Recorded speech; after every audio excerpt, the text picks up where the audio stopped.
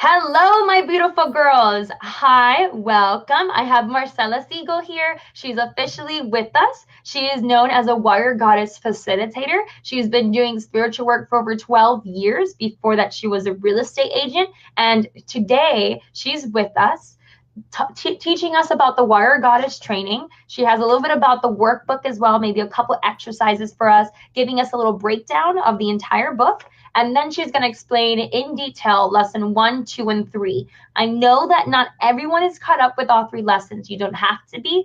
Today, you're supposed to finish lesson 1 and move on to lesson 2. Okay, so you're good. We're going to give you just a little bit of extra tidbits. You're all good. Don't worry about it. We all love you no matter where you are. If you haven't started the book, this is your moment to shine, okay? Start it up. This is your way to go. She is known as an artist of the spirit life coach. If you read the introduction, Heather Ashamara explains that Toltec means artist of the spirit. I think that is beautiful. If you guys know my work, I mainly do a bunch of creativity things. We just finished with Jennifer Grace, Directing Your Destiny. She was all about creativity. So really empowering ourselves more with creativity, moving forward and really getting into self-love. We talked about manifestation. Now we focus on us, so then we can really start to focus outside of us. All right. So Marcella, if you can give us a little breakdown. I know that in the introduction, she explains that there's different lessons for different parts. Can you explain that a little bit more for us? Yes. Hi, Jesseline. How all the girls? Okay. The book has 10 potent and very powerful lessons. Mm-hmm. And the first 3 lessons are foundational. It's to put yourself in the map of your life, where you're at, and really, really look into your present situation and your beliefs and your stories, and start really, really going deep. Then the next 6 lessons are about you go through each power center in a way, and you start the transformation. And then the last lesson, it's inspirational. It's what after all of the lessons you learn and you decide where you are going to go now that you're a warrior goddess and in your own path. So what exactly is warrior goddess? Can you explain that to us? Well, warrior goddess is, for me, is the perfect mix. It's about warrior energy. It's about 100% commitment, determination, focus, and clear. Being clear to where you want to go and where you want to be. And then goddess brings the creative flow. It brings the love, the passion, the pleasure to life, the playfulness, which is also important to have a balance. Like Heather Ash says, that you don't have to be 50% warrior, 50% goddess to be perfect, or to be. This is about not being perfect, and about just being, who you're meant to be. That's awesome. All right. So can you go into a little bit of detail on lesson 1 is commit to you, right? And it's to talk about, for example, I'm going to do a little breakdown, girls, just to give you a heads up. Lesson 1, at the end of it, has little resources. So it says gifts. We're going to go over the gifts, and it also says explorations. So that's where I tend to get the discussion questions from. So for example, I believe it was yesterday that I had asked for what were your female role models, right? And that was the end of lesson 1's questions. So if we're going to go into detail a little bit of that, like Heather Ashamara, she is definitely a female role model. And I met Marcella at one of Heather Ashamara's workshops in Miami, Florida. Y'all know I'm in Miami, Florida.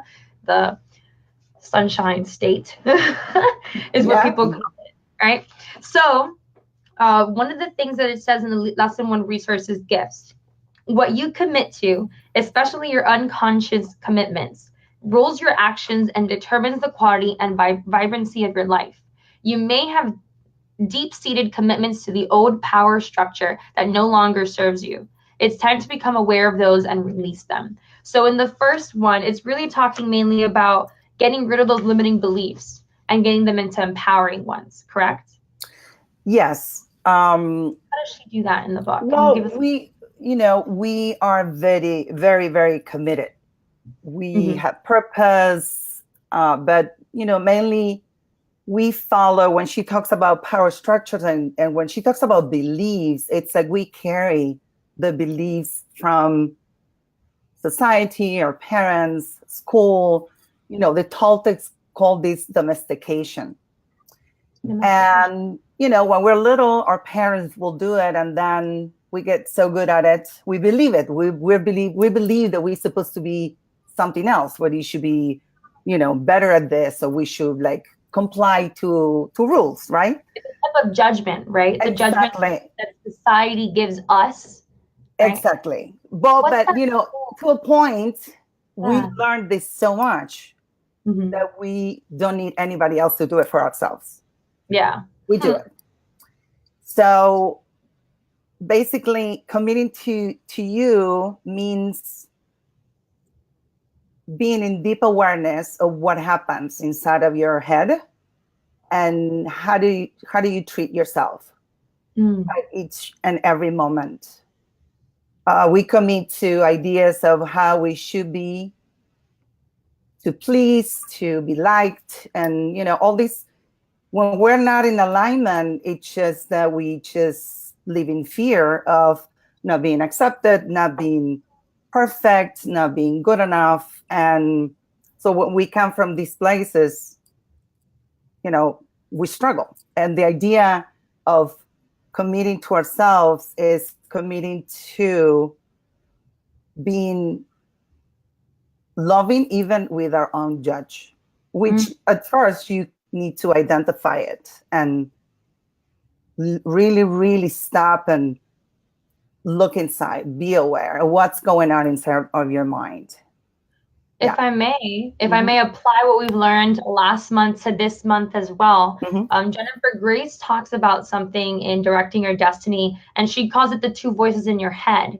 So it's kind of similar. When I was listening to lesson one, I was like, the untethered soul, Jennifer Grace, choosing Absolutely. wonderful worry. All of them are starting to come together. So the first thing that Heather Ashamara says is what we just went over in Jennifer Grace's Directing Your Destiny, which she calls the suffering mind and the empowering mind. So the suffering mind really has to do with that judgment side of you. And by the way, I'm looking at any comments you guys write. Okay, so don't worry, I will show them up. So let me know. So Jennifer Grace talked about the suffering mind, and she had us write down and create a picture for it and really start to create talk bubbles for what the suffering mind says. And those are the judgments that we give ourselves from society and from other people that have been out there. They're not us. But the empowering mind, which is what Marcella is saying, the person that is loving, supportive, that voice in our head that's truly us, is what we want to start paying attention to now. So that's beautiful. I'm connecting it to our life. You're gonna start, yeah. We awesome. definitely start connecting everything, all the dots, because most Western traditions will lead us to the same, which is letting go of the idea of what we're supposed to be and going towards self-love and compassion. Yeah. So can I read the part that I highlighted about that? Of course. Yay. Okay, so you guys get a little inside scoop here of lesson one. When your words, thoughts, and actions foster self-abuse and self-judgment, you're using your immense power against yourself. This type of emotional, mental, and physical denial can take many forms. Saying yes when you really mean no. Being in relationships that don't nourish you. Been there, done that. Thinking and believing thoughts that drain your energy and enthusiasm. Eating foods your body doesn't like. Ooh, committing to your true, authentic warrior goddess self is the beginning of a lifelong journey of living in authenticity. Y'all know me. I'm all about my integrity. This book is awesome. I love how Marcella's like, ooh, she's got the sass. I know. And you know what? I love that sass. Thank you. We need to get our sassy back. Yeah. Well, I'm a little ahead. I'm on lesson 6. It's talking about sexual energy, and I was having a moment with that lesson, like what is happening? And then I finished the lesson. I was like, oh, this is good information. I definitely have some, suffering minds going on with that. Yeah, that's gonna be a great. When we get to that one, next one, oof, great Well, talk. you know that we have two ways of actually addressing chapter 6, Oh, because yeah, in hold the on. Don't bring it up now. Let's bring it next time. Let's give them that little mystery for uh, next time. Definitely. that's a good one. Yeah. Oh yeah, I should read that. That one's a good one. Okay, let's get back to this one though. So in lesson one, it talks about attuning to a new power. Can you explain what that new power is, or what she's really talking about? Because that one had me a little like, for a second. Well, the all power is basically where we are, what our thoughts are about what it means to be successful. How do I What if feel powerful? Ooh, this is gonna be Yeah, perfect for the female entrepreneurs here. Okay. exactly. And I went through that because of Warrior Goddess, because it has to do with the career that you have, if you married well, if you were able to have kids, and whatever your idea of how life should be, if you fulfill it, that will be the all power structures. I am powerful if I have control over my finances, or if I reach a certain level, or it's outside of us. It's not inside. So, okay, applying again. So Tony Robbins mentions your blueprint needs to equal your life conditions for you to be happy, or at least have progress towards that. Is that similar when it comes to power, having that powerful life, the blueprint life that you want? well, okay, here is the trick with the Warrior Goddess. All of this, it's not wrong. Like, anything that you want to achieve, it's fine. The only problem is that when you use any of these factors to fulfill, an empty space inside of you. Like, the typical, okay, I have so much money and I'm depressed, or looking for more. Usually when people achieve, they have this type of power structure and they achieve success in the business world or whatever, then the next step is to please, or to try to control people, or to, it's never enough, because it's not real power. So what, this may be ahead, again, I'm ahead of the time period here because I just love this. I couldn't stop reading this week. No kidding. My boyfriend was next to me. I almost called him husband. Whoa. My boyfriend was next to me, and him and I had a moment where he was reading, I was reading, and he was trying to talk to me about the book he was reading. I was like, babe, shh. Like, I'm reading Warrior Goddess. This was the moment here. It said something, and it was talking about how each one of us has this tree, and the roots, like the success that we have, our money problems, our family, all of that are roots. But if the main root that we have to focus on, and that most women don't, is that main root of ourselves. Right? Your power and your treasure. Yeah, I'm sorry. Go ahead. No, I was just looking at the comments. Oh, so cute. Hey, okay. Okay. The idea is that you are really powerful when you have a connection with your inner resources. Because in reality, so the reason why we look for things outside to feel stable, it's because we need to feel safe. And in reality, nothing will make you feel safe, because everything is temporary. And your body knows this. Life, it's full of mystery. And the reality is that people go away, material things get lost or whatever. And that's not your real. So you never feel really stable. That's why you're really always trying to get more and more. That's, again, when you come from a place of fear or emptiness. There's nothing wrong with having money and having everything you want material in the material world. It's just that your power should come from your inner resources and strength. Thank you, Marcella. So that's when she was talking about that her husband, like they had a divorce, and her husband was giving her support and calm. He was getting impatience, and she realized, well, that's what I need within myself. So she started to really start to get that part of her more open, and then she ended up not missing him. Is that correct? That's where. Yeah. This is a very important point. Resources. Okay. This is a very important point. Mm-hmm. You committing to you means giving yourself what you want, not expecting it from anything outside of yourself. So what she says is that while she was in grief, she had the choice to struggle against what happened and feel, oh, I didn't want this to happen for me or anything like that, or just be with herself and say, okay, what am I going to miss? What do I need? And then give it to herself. So it's all about perspective is what you're telling me, right? Absolutely. So perception. She wanted to empower herself by finding out what she was missing and what she was getting from him to fulfill herself. Exactly. Because this is what the Toltecs said. They say that this is a dream, and that's why we are artists of the spirit and artists of our own life. And the fact that what we believe we become, we have a big power that is really, really being aware of what we think, our words and our thoughts and our actions make our reality. So committing means really not going against ourselves and stopping self-abandonment. Okay. So this is big. So you talked about alignment. Lesson 2 is about alignment, right? So align with life. So lesson 1 is really about like aligning with yourself, right? And lesson 2 is about aligning with life. Okay. Yeah.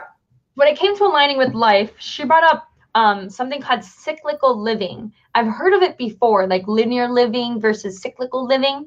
I had like a whole conversation with my boyfriend about this, because he's all about like goal, plan. And I'm about like, go with the flow. And he's like, no, I can't stand that. So I'm all about cyclical living. Marcella, I know you have a women's circle. You do new moons and full moons, right? So that's cyclical living, correct? All right, can you talk about that? Why do you do new moons and full moons?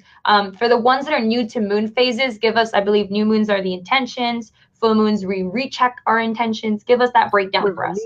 Yeah. Well, first of all, the first great thing about cyclical living, it's that right away, it takes all the stress and it attunes you to the actual natural world. So it makes you part of something bigger than yourself. Yeah, oneness. Yeah, it is. When you really, really start changing your perspective, like she says in the book, linear living is good for balancing your checkbook, but we need other ways of interacting with where life really is. Life is not linear. It's unpredictable. Yeah. It's unexplainable. It's imperfect. It's, not always fair. And understanding that being in awe of a sunset or a hurricane and even if something is destructive, it's not having an opinion or a certain perception. Aligning means flowing, and being in that chapter 2. It's about surrendering, pretty much. So now we're at the surrender experiment and flowing. Yeah, it's fluidity and surrendering. It's surrender. It's what the second chapter is about. Okay. And she mentions, and I thought this was brilliant. I know that you do this with your girls. Oh, okay. We got a comment. I love the flow. Took a while to trust it. Used to be a control freak law. Oh, I feel you. But it's been absolutely incredible in my life. Literally living the dreams I had a few years ago. Perfect. There you go. Okay. Yeah. in action. So I used to be honest with you, I used to live a linear life, like full on. When she talks about linear living is a goal orientated and filled with expectations, right? Mm-hmm. Jennifer Grace really talked about no expectations in last one too. So we get to focus on this again. Is this the chapter or was the chapter beforehand the one where she brings up meditation is important, journaling is important? We're back to the basics here, right? Well, I think that one is the next one. It's I'm ahead of my time. Purify your vessel. Yeah. Okay. Aligning with life. Let's see. It has to do with being patient, with accepting endings and beginnings, accepting what life throws you and instead of struggling against it. Mm. Yeah. And using whatever obstacle comes your way, mm-hmm. just staying put and steady and letting the emotion flow, but not go against it. Just, really, really know that we're part of something big and the life is not against us. It's just happening. I found the part that's going to work perfectly with this. Okay. So she writes in the book, say you want a new car. I thought this was brilliant. Say you want a new car. You want a red car, specifically that beautiful Prius your neighbor has. You dream about it. Set your intent, wish, hope. The truth is that you do not have enough resources to own a car, but you put 100% of your energy behind your desire for this new car. In the meantime, the universe sends you many gifts. A sweet red bike, a used car, a carpool opportunity. You ignore all of them because you're fixated and attached. The main word here is attached to the Prius. The truth is that if you really stop and look at what your true needs are, safe transportation, decent gas mileage, a low carbon footprint, you will quickly see that the universe has provided as much. But what your ego wants is to feel rich and sexy in a brand new red Prius. So often, life flows and brings us gifts, true gifts that will nourish our highest intent. But we miss them because we are focusing on comfort or an old dream or a picture we have of how things are supposed to be, #expectations, to align with life.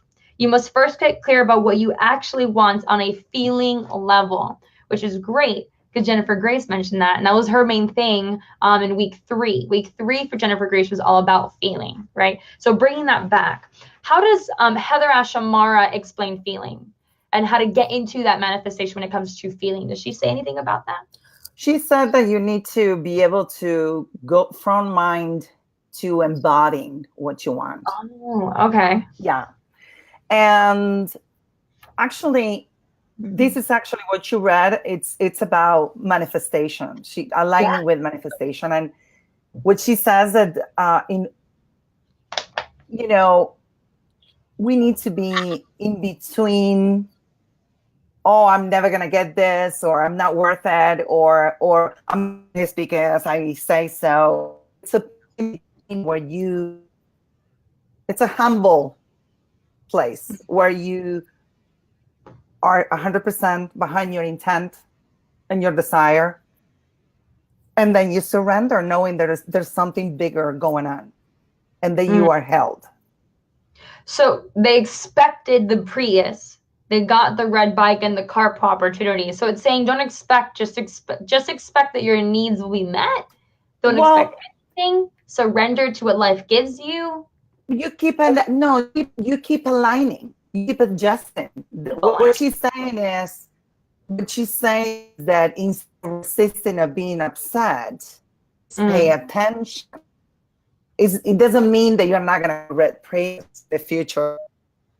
It says that in the meantime, you can still be happy and not struggling because you don't have prayers.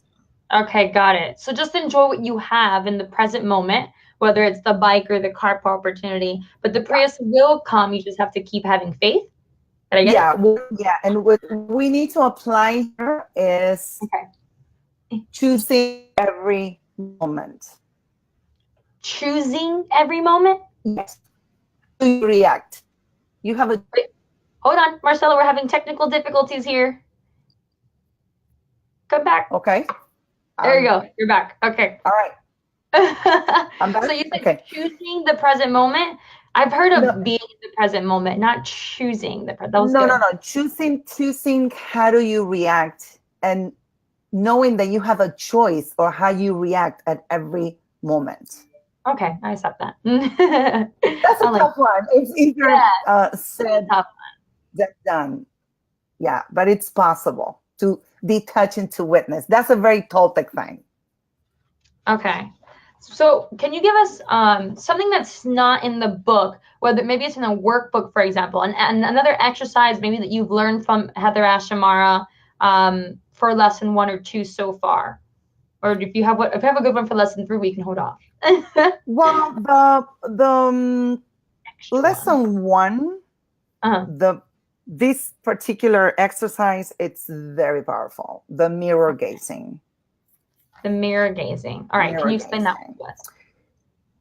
Well, mirror gazing is just looking into your own eyes, but not the way we just look in the mirror to put makeup and just go into our linear life. It's more looking deeply and seeing who's there. Who's there? Yeah. Knock knock. Who's there? Knock, knock. Yeah. But with your eyes. Okay. If you really drop in, it's like what we say before. Getting, going from your mind to your heart, like going really deep and looking with love into your own eyes. It's very powerful. Okay. So yeah. How long are we supposed to do that? Like once she suggests to do it for 5 days. It's really uncomfortable at first because we're not used to doing that.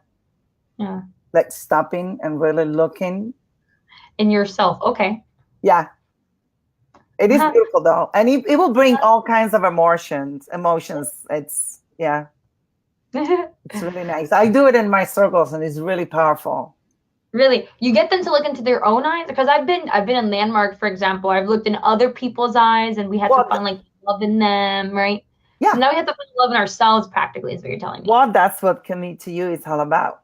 Woo! Okay, cool. So committing to you. And I know in the future, I think this is a future lesson, but I'm going to break it down now just because we have the I love mirror exercises comment here. And we have a mirror. If you think that is bad, mirror gazing is bad, she tells you to dance naked practically in front of yourself. Like, who does? Heather. She wrote it in the book. Oh my God. But isn't that chapter 6? That's probably chapter 6. So she's talking about like dancing naked. But you're mentioning mirror gazing, and I'm like, oh, I don't know how I feel about that right now. Like, I'll have to do that one to see how I feel about it, and I'll put it in the book club. But then I was like, you know what? Wait a minute. I'd rather do that than dance naked in front of myself a couple times. So I'll start with mirror gazing first. We'll see how actually, in Purify Your Vessel, the next chapter, the 3rd chapter. Okay, bring it up. She talks about taking all the mirrors down. Okay, so we're supposed to have a mirror gaze, and we're putting all our mirrors down now for what? What's her reason? For the purifying your vessel, because we're trying to like not to judge our physical body. Now we're gonna purifying your vessel. It's like dividing yourself in 4 parts. Okay. And just what 4 parts? Not physical, mental, physical, emotional, and energetic. Oh, we got a comment. Hold on. I get my clients to look in their own eyes and say, I love you. It changes lives. Then the next level is saying, I love you when naked. I love this. Great. All right. Okay. So we have a continuation of the Heather Ashamara dancing naked and mirror gazing thing. Okay. So this is a thing. It helps. We know it's been proven. Yes. Okay. So let's go back to Purify Your Vessels, where we get the mirrors off. I'm happy with this fact at the moment. I'll go back. I'll mirror gaze. I promise. I will. I'll say I love you in the mirror. So what's these 4 that you were mentioning? We're breaking ourselves in 4 parts: mental, emotional. It's mind. Okay. Energetic body, emotional, and physical. So mind, energetic body, emotional, and physical. Yeah. Okay. 4 bodies. Can you go through mind for a second? Go for it. Well, mind, it's the most important because in mind, with the mind affects what all of our other bodies kind of feel or function because of the judge victim. Yeah. So the first thing we do is that's when that's why one of the exercises is meditating and finding, quiet time and actually awareness, listening to the voices and identifying what's the theme here. Why am I judging? What am I? Yeah, there's a theme. Usually, she mentions in the workshops, I don't know if it's in the book, I don't remember now, but in the workshop, she mentions that we have about, let's say, 80,000 thoughts a day. Of those 80,000, like 50,000 or 90, it's a ridiculous number, are the same thoughts we had yesterday. So, and one of the repetitive and very conditioning voices are the judge voice and the victim. And she says that there are siblings of the same parents called fear and self-rejection. Yes. Pretty much. So if we can really stalk their mind, that's how the Toltecs call it, stalking, like really, really getting really aware and listening and writing down and saying no. The first step to purifying your vessel, it's knowing, creating a container of love and knowing that it's like a temple that you are going to lovingly remodel little by little. She mentions, if I may, Marcella. But there?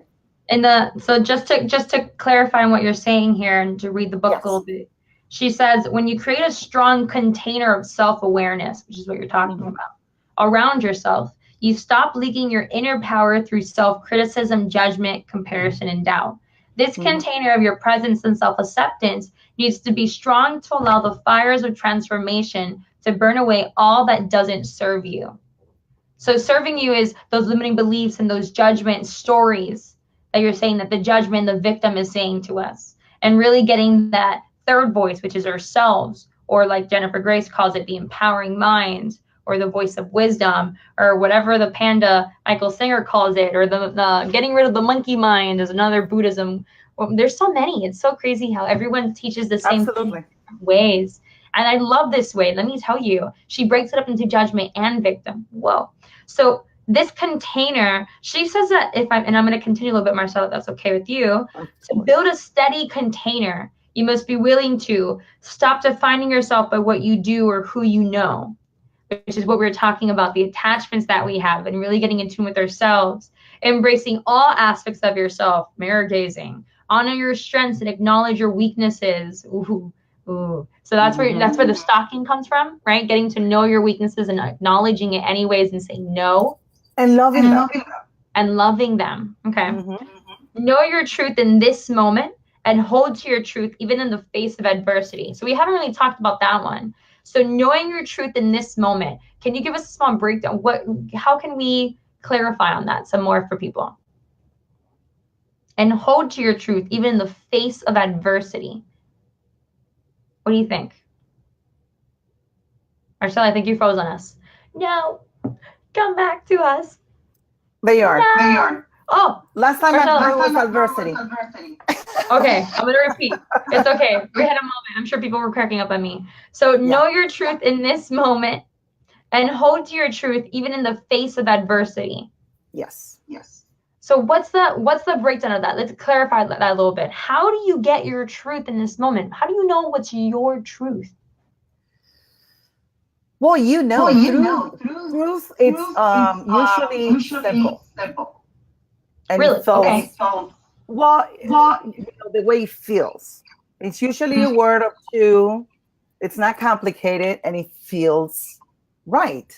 When she says holding your truth or cleaning up your, how do I say it? Okay, she says about telling the truth and cleaning up after if you catch yourself saying half truth. Let's say you tell your boyfriend or whoever, a person, oh, I want to go to the theater with you, and you don't feel good about it. Just a little example. Okay. Or you say a little lie, or you just call and practice being in your truth. Let's do it some other time. I say yes, but I really don't feel like going today. And it's like, not going against yourself. And in the case of adversity, it's when it's not convenient. Let's say that you are in a situation with your boss or in a hard situation, and to the best of your possibilities, you need to stay true to what is true for you, not going against yourself. If I may, Marcella, yes. I have a small. I've been learning about integrity for a very long time, and when I started this book club, the first book that I decided to read with everybody was called The Integrity Advantage by Kelly Casso. And one of the things that I've learned throughout the integrity process and learning all about integrity and really getting in tune with myself was something called EEE. And this is not part of Heather Ashamara's work, but it's just another extra, right, for the month. And I teach people to focus on ease, energy, and enjoyment. Is it ease? Not easy. Are you at ease when you're doing it? Do you feel like you're in the state of flow? Are you in the moment? And enjoyment. Are you enjoying it? Ease, energy, and enjoyment. Energy. Or do you feel light or do you feel heavy doing blank? So going to the movies or bungee jumping or whatever it is, you should feel like a fear of excitement versus a fear of dread, if that makes sense, just to add to that. All right, perfect. Well, that aligns exactly with that feeling of being in your truth. Yeah, exactly. That's how you feel. It feels, you feel at ease because you're aligning with yourself. Okay, cool. Got it. So consciously choose your friends and support system. Yes, book club for a reason. Let go of the need for people to like you. This one's huge. Well, for my family in general, you know how in the future in the book she talks about family stuff. This is huge for people, for women in general. I would say my entire family is all women. Let go of the need for people to like you. What does Heather say about that? Well, that's one of the biggest fears is self-rejection and abandonment and being abandoned. Yeah, so definitely. We will do anything and we will be whoever they want us to be if we come from that place. One of the byproducts of being in your, committed to yourself and cleaning your act is making space and sometimes losing some relationships. And it's part of the surrendering and the letting go. Yeah. Because not everybody aligns to you. And it's just the way it is. But the good thing is that you will make space and you will get the support and the people that really resonate with you. So that's, as long as you make space for them. Yeah. And what's cool is, well, not the next one, but she mentions become your own best friend and ally, or ally. I believe it's ally. Yeah. Well, I always say ally. Yeah, that means. I read before I heard the word. Yeah. You said that means? Well, that means that commitment. Every time you're faced with something new, your choice is never against yourself. You never use your power against yourself. So it's a big place of love. So so try not to choose the suffering mind or the judgment of the victim, right? Absolutely. You want the empowering minds. Okay. So the judge is going to come. It's going to surface. Yeah, of course. It's had My OC. favorite saying from Hadarash is, I love that she's a real warrior. This is tough work, ladies. This is this is a lot of action. It's not just words. Yeah. And you're on your own with the support of your sisters. But what I love the most is she says that we need to look in the mirror and say, I'm here with you, sweetie, for as long as it takes. For as long as it takes, because we're going to go back and make mistakes, and it's okay. Actually, that is why her work is so empowering, because it's authenticity. Life is messy.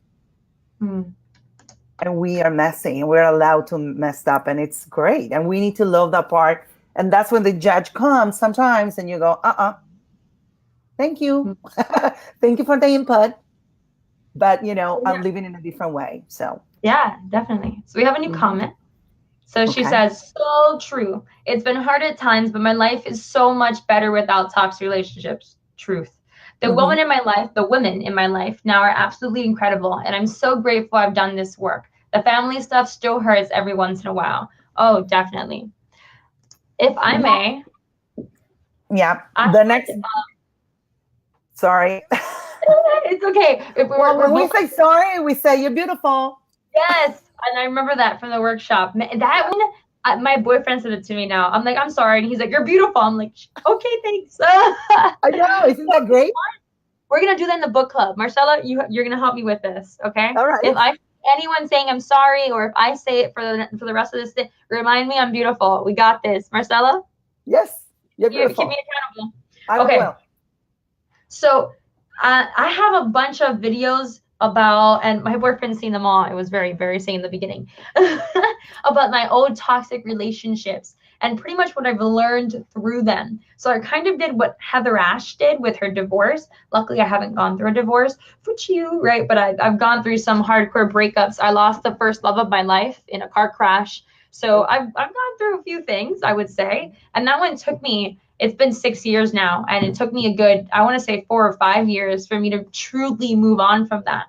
And I was very codependent, and like I got with the first man that came my way after him, just because I was so like, I didn't know how to be by myself. I was with him for, so long. I loved him for so long. How do I move on? I'll just be with somebody else, and screw it. I'll just be with him for the rest of my life, even if I was so in a toxic relationship. And I'm going to get super deep and super truthful here. He was like, I don't know if there's a way to actually be addicted to weed, but he was the closest I've ever seen. Like, he had to be high at all times. And if it was either hanging out with me or getting high, he'd get high. And that was so toxic because I felt second to a plant. What? A plant of all things. Not another person. He wasn't cheating on me, but I felt like he was cheating on a plant, with me. What the, So that was an interesting moment, and people laugh at me about it, but it's truthful. It was toxic to me. And there was so many other parts of that relationship. So the women in my life really were the ones to tell me, like, what are you doing? You have to get out of there. And my family in general, my family and I had a huge, we just didn't trust each other. I didn't hang out with them. I ran away from my mom's house when I was 15 years old because she was in a very toxic relationship. And that's the only thing she was showing me at that time period. I love her dearly. Now we talk. We're best friends. I see her all the time. I give her hugs and cariños. We just love each other now, because now we both have been through the toxic relationships. We both have grown in it. And I'm happy to have her in this book club, for example. And so many other beautiful women that I've talked to that have told me about their toxic relationships, what they're going through. And now they're going through the book club and really helping other people that may still be in toxic relationships. So I feel very strongly about this point. So whoever put that comment, I can't see the name, but thank you so much. All right. I'm ready to move on, Marcella. I had a moment. I wanted to add a little bit about that. When, you are in pain, and when we are in pain, it's very difficult to stay with ourselves, because instead of processing the grief, we just want to accelerate it and get it over with, or we blame, or we are in fear and in pain. So it's understandable.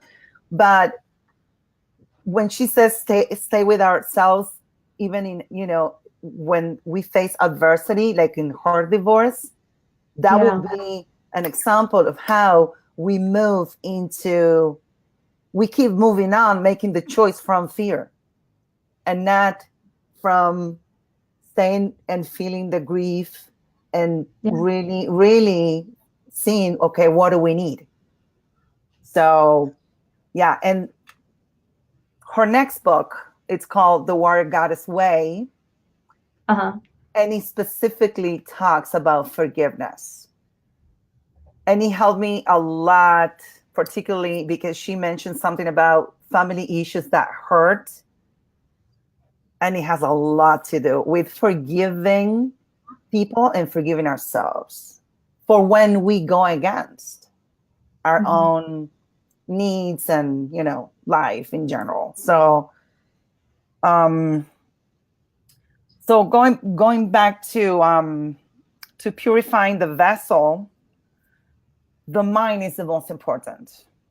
Emotional stuff, you just need to see if you really process and flow your emotions. All right. So I found the overview of self current. Okay. Overview of self. And then there's a current and then there's a 5 years ago. So this is where that's a good one. That's a good exercise. Yeah, it really is. So Yes. You're saying for mental, and by the way, that was Laura McPhee. She just said it. Love you, girl. You're both beautiful. Thanks, Laura. Love Thank you. you. Okay. Okay. So for mental or mind, it talks about clarity / peace and chatter / confusion. So those are the two different parts that you can have to it. Right? Well, the exercise is just to, one is what you want to strive for, or maybe not strive. Let's say that we're going to love all of it. So you should answer and do that exercise, not thinking about it. What's your first, feeling? Just don't let the mind get in the way. Okay. So we need to feel each of the, of those two options and give them a percentage that amounts to 100%. So 80-20, 70-30, whatever. Got it. Yeah, I didn't get that when I read the book. Okay, so I have to do the exercise a little bit again. So I'll fix that. Okay, so I found the purifying exercises. So for clear your mind, meditate for 5 to 10 minutes each day. Yeah. Make a commitment to stop judging yourself. Ooh, okay. And start speaking your truth and telling yourself the truth without punishment. So that's what we were just talking about. Yes. Okay, channeling your energy. We're there then, right? We're at energy. Well, energy, it's so important. And this is what really, it's different. That's what the shamanic earth-based spirituality comes in. Yeah. This one was different. We need to work with our energy. It's there. The fact that we don't see it, it doesn't matter. We can get into a room and feel somebody's energy or what's going on. We do have these feelings and these sensations all the time. It comes to us in different way, but it's just energy follows imagination and breath. Energy follows imagination and breath. Yes. So usually the energy, you breathe it or you imagine and you put the intention to do certain things. For example,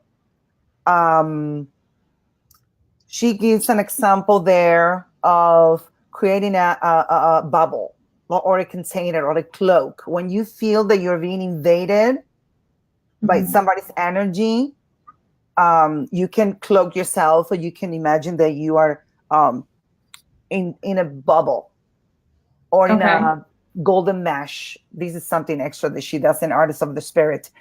That is permeable. Good energy can come in and flow out, but not bad energy. That is one thing. Second thing is in the workbook, there's a fantastic exercise. I think at the end of that, of the Warrior Goddess book also, where you clean, like you brush your teeth every day. You can light a candle, close your eyes. It's part of your meditation. You close your eyes and you imagine that a flame cleans your energetic body. You just imagine being cleaned. or stagnant energy or things that you don't want. She also mentions walking in nature and grounding. We do Yeah. grounding all the time, and it's fantastic. She's doing an exercise of grounding. If you like, I can start the next sessions with a grounding I would meditation. definitely love that. Okay, perfect. Well, we Yeah. either could start the next Zoom because the next one is going to be a Zoom call. We have a Facebook Okay. Live in this one, and the next one we're going to do, we're actually almost out of time. I just realized we have 7 minutes left. So we Okay. actually have the next one's going to be a Zoom call. That one they have to register in advance for, so I know how many people are going to be there. And so it's up to 100, for example. So we'll know who's going to be in there. On average, maybe 20 to 30 will show up in the beginning. Some might show up late, like they always do. And about 120 plus will watch the recording. So just give me a heads up. So next one we'll do the grounding and the meditation. So they have a recording of it consistently. So that sounds perfect. I'm getting hearts sent to me. Yay. Okay, perfect. So let's see, in the next 6 minutes, do you think we can wrap up? We have emotional and we have one more. Yeah, emotional, it's just processing. Just watching, let's say you're feeling grief or you want to process grief of anger or anything you want to process. She says that to go and watch a movie that will make you, empathic about what's going on. Yeah, to process the emotion. Just cry it out. Yeah, that's she says that a child, an emotion goes through a child in 4 seconds. Boom, gets upset, goes, boom, he's playing again. Cries a little bit, he's back being himself. Mm-hmm. We try to push it down, try not to feel it, ignore it, and then it gets complicated. The mind gets in the way, and then it gets stuck in the body. We get somatized or get sick or blah, blah, blah, blah. So it's very important to process the emotions. In any way you think, call a friend. What other examples can you give us besides call a friend or watch a movie? Because when she said express it, I was like, whoa, how do I express my anger? Right? I have anger like everybody else, right? Anger problems. I get angry. I'll give you an insight. Yeah. We have an exercise called the 4 corners. Okay. Where you go to a room and you have fear, joy, grief, and anger in each corner. Uh-huh. So you go from corner to corner and you just, play with it and have the intention of going 100% into that feeling and emotion. So in the corner of anger, you can pound on pillows. So scream and shout and go crazy in my corner of anger? Yes. Okay. And are you supposed to go from corner to corner, or are you supposed to just stick in the corner until you feel ready to get to the next corner? Yeah.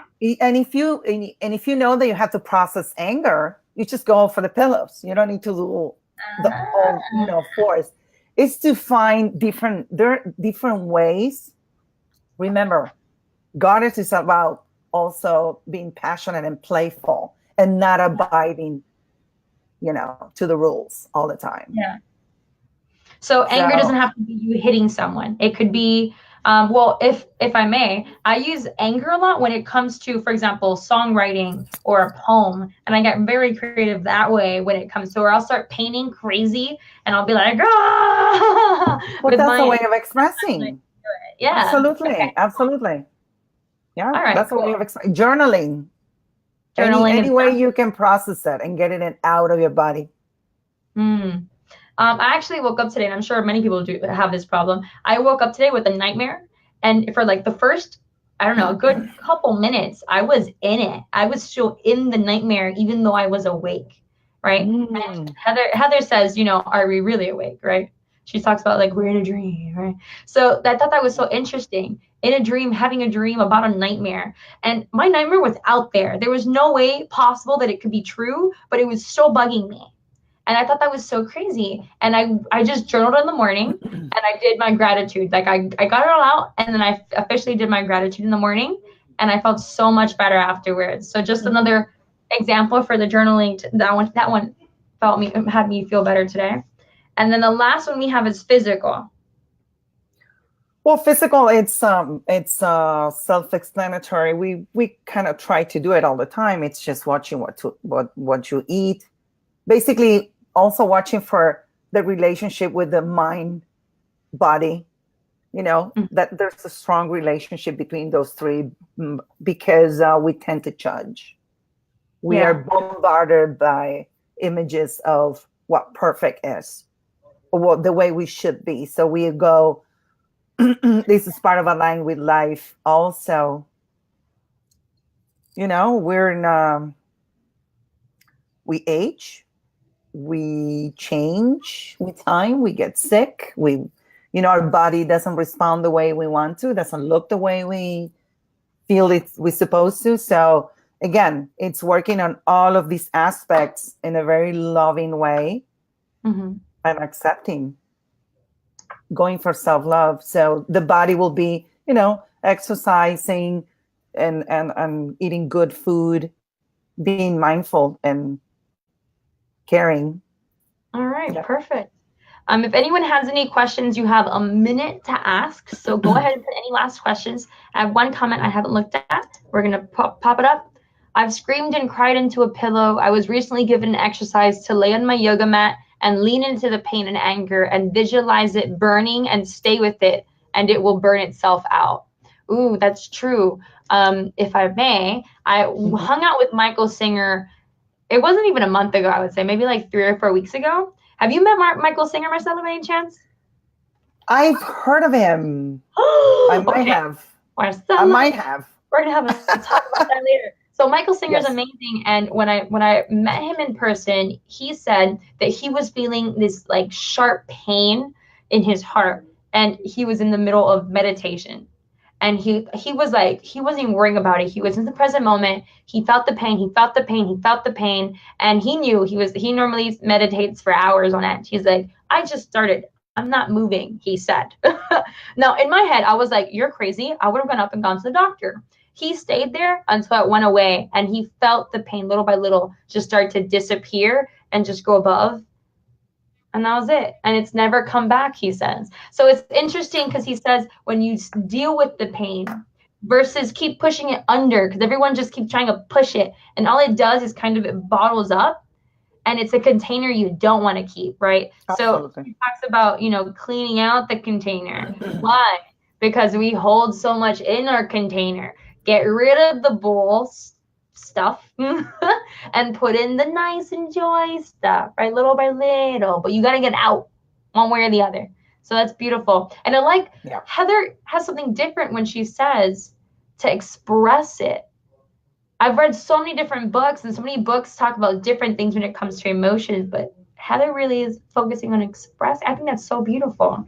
Yeah. Somehow, some way. And that when I first went to one of her workshops, the first thing she does is like she makes everybody inhale and go, like that. I could not do it. Really interesting. I was so stiff and I do have the way I started in my journey in a way. It's because I was diagnosed with a thyroid condition. So I had they say that it's connected to the throat chakra and speaking and, being able to speak up and tell your truth and feeling empowered. Like the connection, we're going to go through all of this, creative, and we're going to get to the voice. It's so powerful. It's so important. So getting it out, it's key. Interesting. I remember in the workshop that I met you in, Marcella, I'm not gonna give a lot away, but I'll give like the basic point away. We got into like a circle, and I remember each person had to get in the middle and really let their suffering mind rip, their judgment rip. Oh my God, that's called the hell exercise. Yeah, literally, it was hell. But I remember and at the end, you like everyone has to say what you were saying. So, for example, I can't do it, I can never make it, blah blah blah, and people start saying it back to you, and you hear like 10 people say it to you, and I just remember crying full on. My face was red, crying, and I was the one that stuck there the longest because I wanted to listen to it. I wanted to get like, because she was saying the more that you stick in the middle until you feel ready to move. I couldn't move, Marcella. I was stuck in place until suddenly I just went for it, and I kind of almost knocked over someone just trying to get out of the circle. You shake it off, you go back in, and they give you love. I cried more when they gave me love than when they gave me judgment. It was so crazy. Absolutely, but you also come back saying a word of empowerment. Yeah. And that's why you have the angels, that we call it ourselves, the people that facilitate the circles. You're there because if sometimes you need support to get out of your own judgment. And basically when you start really bringing the awareness to your mind, it can be a little scary. So that is why she emphasizes that it's okay, and we need to love all of it. Yeah, we need to love all of it, the judge, everything, because it is not our fault in a way, but we are responsible for, the transformation to stop in it. I like how she says that even if we were not the ones that caused it, we were still responsible for it. And I wish I had that definition that she wrote somewhere. I will get it and I will bring it back one of these days. Yeah, she has definitely a few pieces here. That are incredible. Highlighted this entire book. I'm like looking back. I have like 3 different highlighter colors in this book. So I'm going to end this. Marcella, do you have anything else you'd like to mention before we end this? I want to say that I love this work. I'm so glad you embarked in beautiful journey, and it works. If you're committed, it does. So it is so beautiful. We're going to keep applying. We're going to keep reading. So remember, each lesson, just to give you girls another heads up, each lesson, this is so powerful. Thank you. So each lesson is going to be in every 3 days. Okay. So there's 10 lessons. Each lesson gets 3 days. It's about not even 20 pages. So you have 20 pages or so on average in 3 days. That's super doable. Okay, I made it super simple for everybody. We're all carrying around a little torch here for each other. So I love you dearly. You got this. Okay. We're going to keep giving discussion questions daily, except for the very last day, just to give ourselves a breather and end up going to the next event or book that we're going to read, which is going to be, again, a continuation. We're going through stages here to help ourselves out. So I'm really excited. Marcella, thank you so much for being here with us. Thank you. It's an honor. She was, if I may, Marcella, she was like, I've never done anything live. I'm freaking out. And I was like, Marcella, you've got this. You're a work of art. You're kidding me? You've been doing moon circles. And she just became, a womb blessing healer. She's like, she's amazing. So I wasn't worried about it. I was like super calm. She's calling me freaking out. I'm like, Marcella, honey, it's okay. Cyclical living. Well, you know what? This is a great example. This is a great example to get the mind out of the way. I knew I was ready. Just your mind tells you never done this. What are you going to do? This is a great example. You just listen to it and you say, thank you, honey. I'm doing it anyways. Thank you. And I'm so proud of you for stepping up, doing this with me. Yeah. Namaste, honey. You have to walk the talk. Yes. We've got 3 more to go. So you've got this. We get to practice online together. And look, you're getting like, you did a great job. You definitely did, Marcella. So thank you for your time once again. And our next call with her is the 11th, correct? So we have the 4th today, 11th, 20th, and 24th with her. Again, the next one, I'm getting thank you. Yes. Yeah. Woo. So the next one with her on the 11th, please make sure you register on the events tab for it. You have to register for it. Okay. It's not going to be in a Facebook Live. And the next one, we're going to go into the workbook more in detail, really talk about the exercises. Okay. and that's what we're doing, right? And then the next Zoom link after that on the 24th, we're doing a meditation? Or we're doing the meditation on the 20th? We're doing the grounding next Zoom link. Since we're gonna do 2 chapters and then 2 chapters, I can start with a little meditation and grounding, which really sets the tone. It's really good. So it's like a circle. Okay, we'll give them like a good 5-minute interval beforehand. We'll just talk some stuff, get it in questions and answers so they can come in. And then we'll do the grounding so nobody comes in half the middle and is like, what's happening? Absolutely. So we got it. Yeah. All right, perfect. Okay. And then I'll make sure, again, I'll record it. Anyone that registers and doesn't make it will get the recording. If you don't register, you won't get the recording this time. So please, please, please, please just register, okay? So love you, Marcela. See you on the 11th. Love you. Thank you. Bye. Bye.